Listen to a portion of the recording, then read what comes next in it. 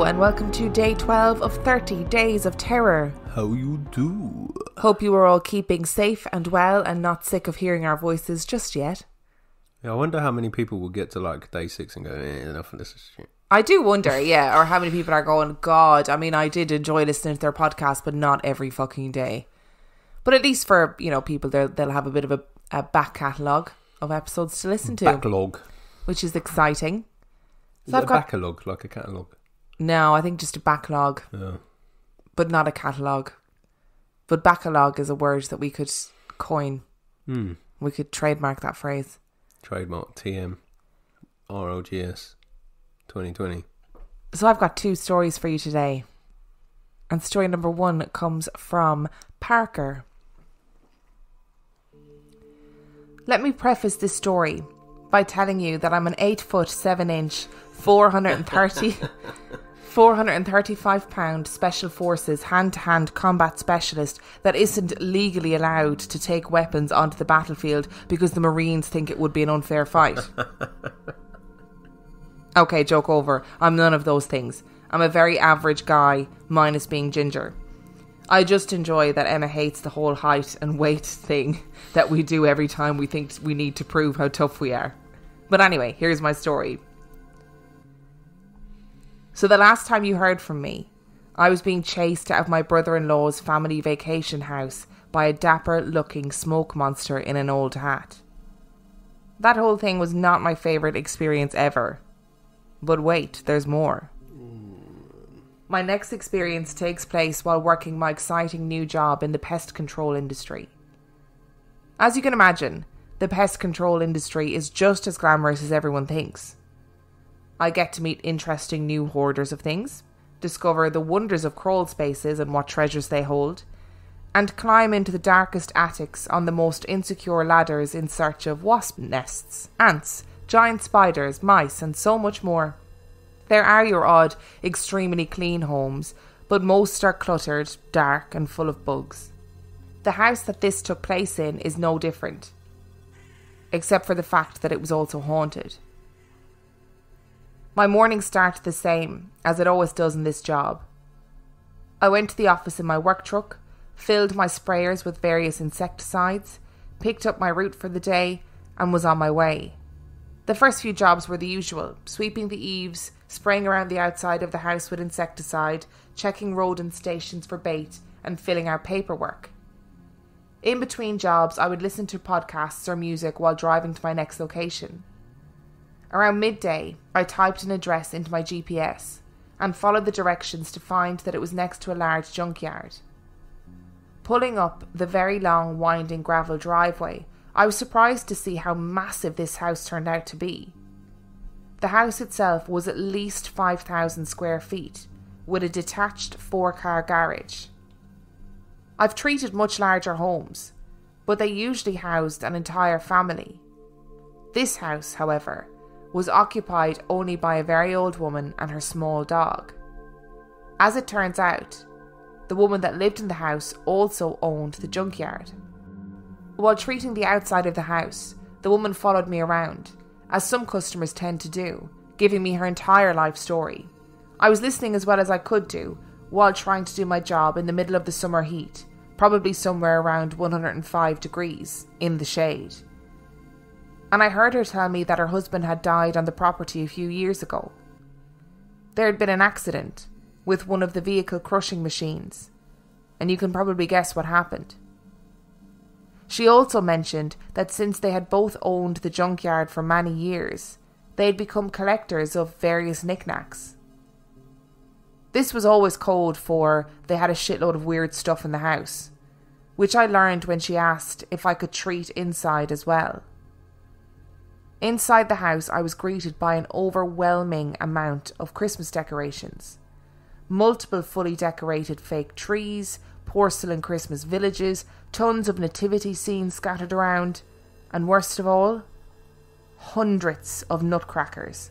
I mean, shelves full of these horrific things. One of which I absolutely crushed my head on while I was looking down working.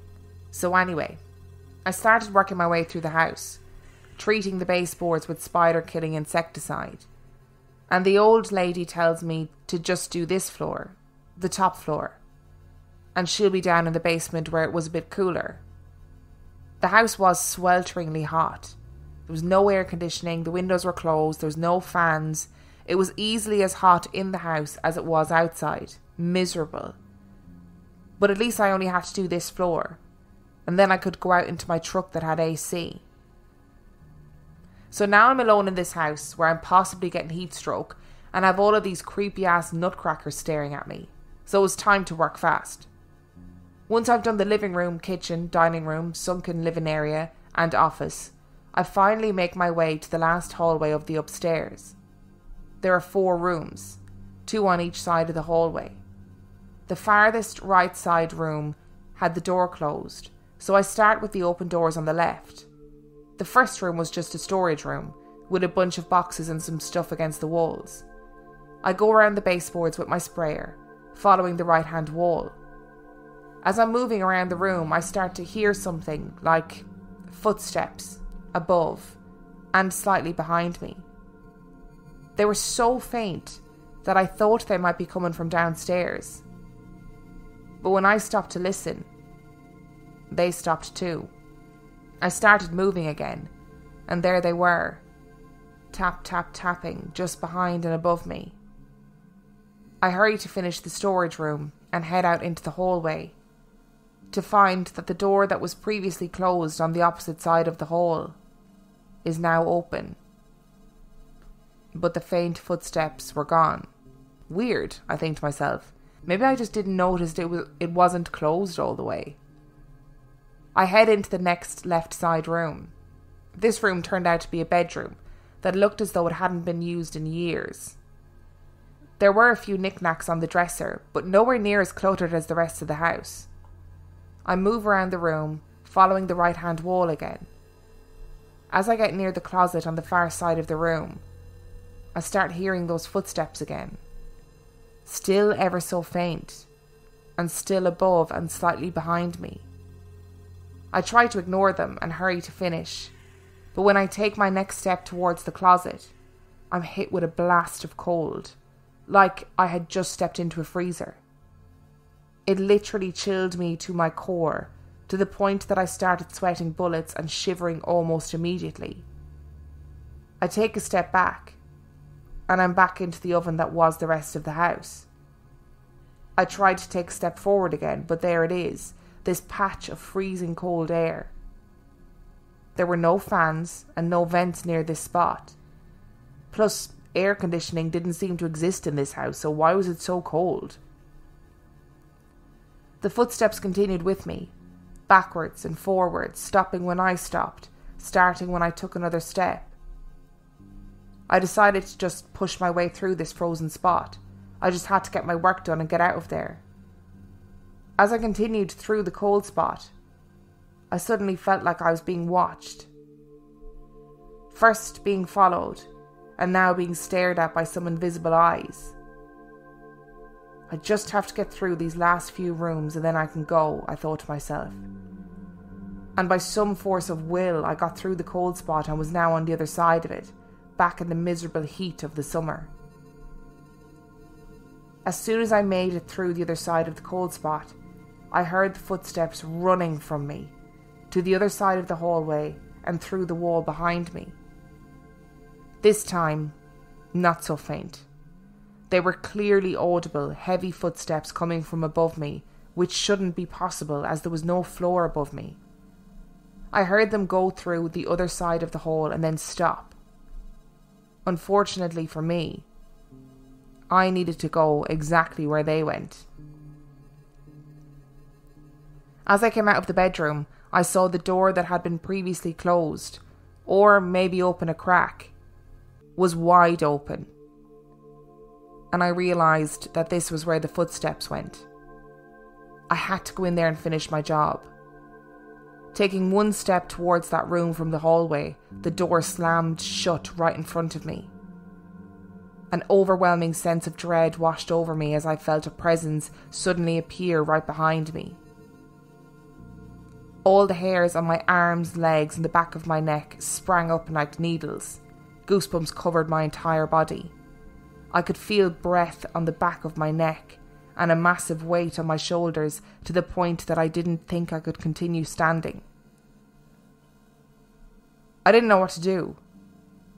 So I just blurted out, "I'm only here to help. The nice old lady doesn't like bugs, so I'm getting rid of them for her. I mean no harm in this house." The presence lingered for a couple of seconds, which felt like hours. The doorknob in front of me slowly turned and the door swung open. And then the presence faded away. The footsteps moved slowly and faintly down the hall towards the stairs the old lady had gone down and then disappeared. The weight was lifted. My hair laid back down, and the feelings of dread and being watched dimmed in my mind. I treated those last 2 rooms in a matter of seconds and was out of the house in under a minute. I don't think I took a breath again until I was back in my work truck. I couldn't even walk back to the door and leave her invoice for her, so I just took it with me to the office to mail it later. I'm definitely never going back to that house again. I'd rather just quit my job. Yeah. Don't blame you, Parker. Definitely wouldn't be going back either, to be honest. That's like something out of a horror film. Yeah. Like it really is, isn't it? But maybe it was just maybe it was just her husband looking after her. Yeah, making sure she was okay. Yeah. I mean, if you were this little old woman on her own in this massive rambling house and some random man appears, like obviously her husband would want to look out for her. Yeah. I'd like to think it was her husband. And a younger man as well. Like, it's more intimidating, isn't it? Yeah. If it'd been like an elderly gentleman with a walker. Yeah, maybe less Well, intimidating. yeah. Maybe that's just what was happening. And especially if he's 8'7" and 435 pounds Yeah, that and, is and an big- expert at hand-to-hand combat. It's a big man, isn't it? You know, that It is a big man. So maybe that's what it was. I also would not be dealing with all those nutcrackers. I don't find them as scary as dolls, but en masse they are freaky looking. There's a Christmas shop in Stratford-on-Avon, I think. Yeah, I think it is in Stratford-on-Avon, and I think it's called the Nutcracker. And like that, it is the freakiest thing you've ever seen, because when you go in the summer and everything else is like Shakespeare, Shakespeare, Shakespeare, and then in the middle of all that Shakespeare, you've got like hundreds of nutcrackers. It's the most bizarre thing. Just so strange. I don't know why anyone would want to collect them, really. I also want to doff my cap to Parker for doing a pest control job, because I couldn't handle the rats, I couldn't handle the crawl spaces, couldn't handle the job. So well done. We need pest control people. And our second story today comes from Hayley. When my fiancée was younger, in her teen years, she lived with her mother in a small 2-bedroom apartment. During one of those years, she and her mother experienced a haunting from some sort of dark entity.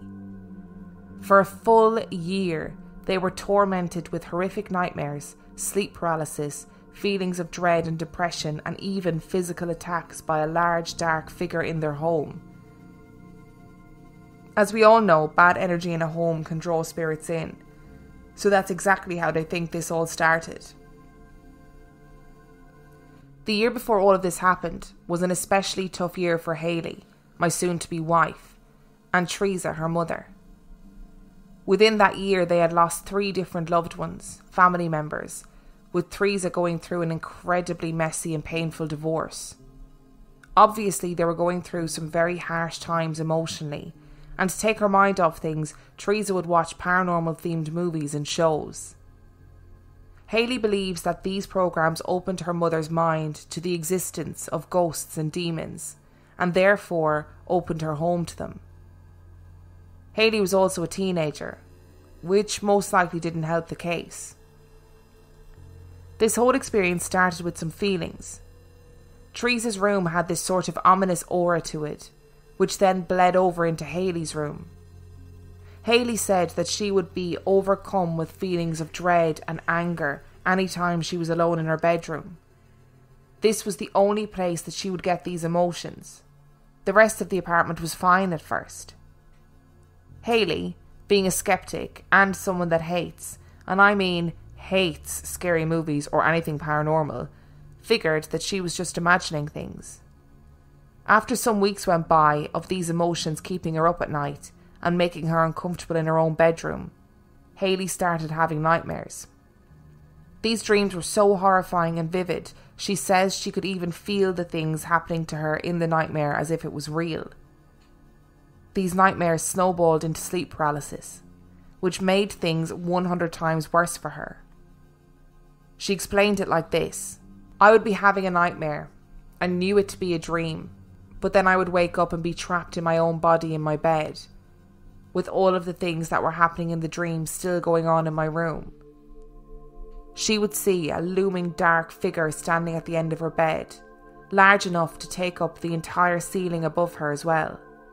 It would just stand there staring at her, watching her be tortured by these nightmares. It would then slowly lumber out of the room through her door and she would fall back asleep. Many times she would see it when she was laying in bed trying to fall asleep, standing in the doorway, waiting for her to start dreaming. Hayley decided to tell her mother about the experiences. Teresa then freaked out because she'd been experiencing the exact same thing the entire time, but didn't want to tell Hayley so as not to scare her. She was seeing the exact same dark figure, but only in her doorway, which was exactly right next to Hayley's room. They then both agreed to try doing something about it. One of the loved ones that the two of them had lost the last year was Hayley's great-grandmother. They had been incredibly close, and Hayley thought of her almost like a second mother. She had also been incredibly religious, and left behind prayer beads for the two of them, so they decided to start holding the beads while they laid in bed. This helped for a time, but one night, while Hayley was getting in bed, the chain of her beads got caught in the sheets somehow and broke. After her protection was gone, things started getting much worse, as if the dark entity was angry for having been pushed away. Hayley started seeing the figure throughout the apartment, at all times of the day. She would be walking around the apartment with her headphones on and would catch a glimpse of the figure around the corner. She would often walk circles around the dividing wall in the middle of the apartment to burn energy when it was too cold or rainy to walk outside, and she would see the figure standing down the hallway near the bedroom. Then would walk round the corner and there it was next to the bathroom. Then round the corner again where she would see it looming outside the window, watching her all the while. Their cat started acting strangely. Molly, Hayley's cat, started meowing late at night, sitting on the end of Hayley's bed. She would then jump off and move towards the bedroom door, hissing and batting at something that wasn't there. She even started to chase something invisible around the room, like she was warding off whatever it was that was causing her favourite human so much distress. Hayley says this actually helped with the nightmares quite a bit. They started to happen much less often once Molly started sleeping in her room with her. It was as if the cat was some sort of tiny, furry, smoosh-faced protector. But this only helped for a little while. Whatever it was still in the apartment, refusing to leave. Teresa tried having the house saged for some relief, but this only helped for a short time. The dark figure was still looming around every corner, and the feelings of dread and anger still hadn't left the two women. After a while more of the nightmares and dangerous emotions, Hayley and her mother started staying up late into the night, saying out loud together, "You are not welcome here, get out of our house." They would repeat this over and over until they couldn't keep their eyes open anymore. A few weeks of them trying the chant, and Hayley's nightmares came back with a vengeance. Multiple times she woke up with bruises on her arms and legs. One morning she even woke up with 3 deep scratches on her back, in a place where she couldn't have reached with her own hands. Molly, the tiny protector, then started getting angry at night, chasing something around the apartment, meowing and hissing all the while. She would perk up each night, right as Hayley was about to fall asleep, and sprint off the bed into the hallway.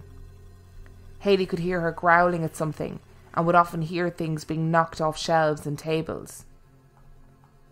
More weeks went by, and desperate for some sort of help, Hayley started trying to reach out to her great-grandmother.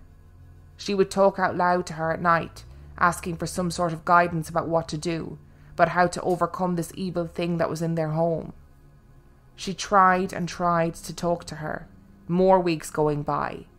Then one night, right before Hayley was about to fall asleep, she said she felt someone sit down on the edge of her bed. She suddenly didn't feel the dread and anger that had been associated with the room anymore. As if a huge weight had been lifted off her chest, she felt her grandmother's hands holding hers. More nights went by, and Hayley says the same thing would happen. She would be falling asleep.